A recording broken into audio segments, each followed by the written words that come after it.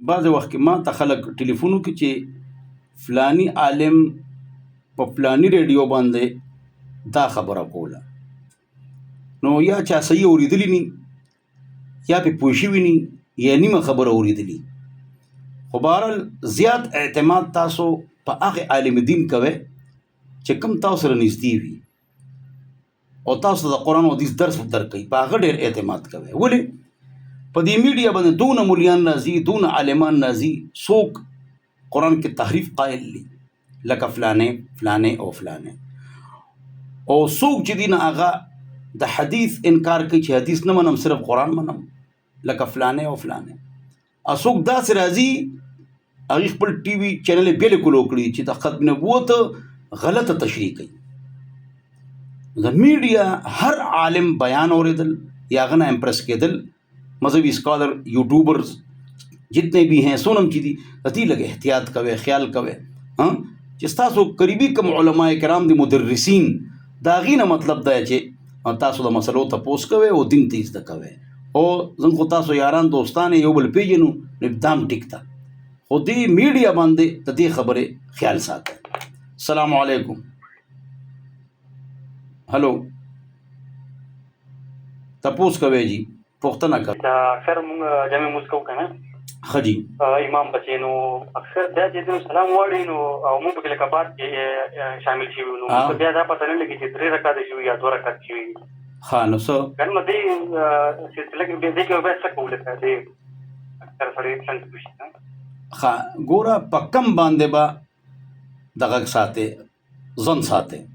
ما د امام چې څونه کړي دي که نه نو تا ته اوس یاد نه دي څونه وشو، نو ته په کم باندې ځوان وساته. فتاوا شامع فتاوا علمګیري کې لیکلي دي چې په کم باندې ځوان وساته چې 3 کړي دي که 2 نه ته وایې چې 2 کړي دي. نه کم مطلب کم رکعتونو باندې او چې ستا ته وهم او شک ته چې 3 شوي دي که 2 نو ته به وایې چې 2، یا تا ته وهم او شک راغی چې ما 2 کړو که 3 نو ته به وایې 2 مې وکړو رکعته که 1 نو ته به وایې چې 1. اوس پوه شوې دا مسله ده. د شرعي مسلو تپوس کول شي او دین زده کول شي او داسې تپوس کوئ زموږ قبر آخرت ښایسته شي. داسې تپوس مه کوئ چې بل پې مونږه وشرمو. السلام علیکم. جی جی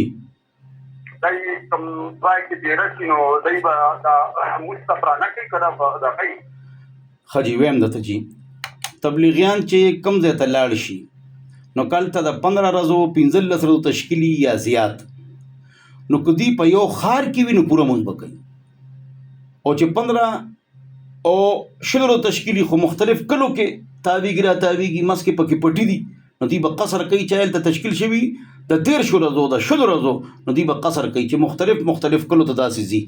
او که یو ښار یا غټ کلي هغې کې تاویږي را تاویږي نو بیا به چې د 15 ورځو تشکیلي نو بیا به پوره مونځ کوي.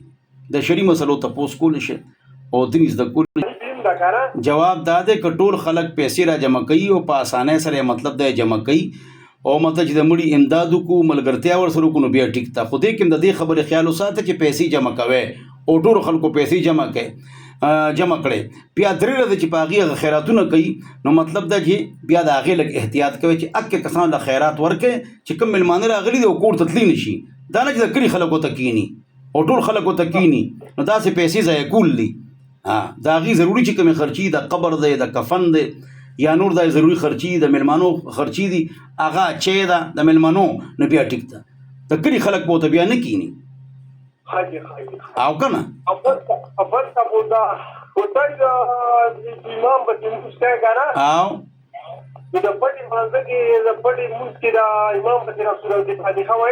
نه به وایي که چا امام په مزه مونځ کوي او که په تیزه امام پسې به سوره فاتحه نه وي، خاموشه به ودرېږي.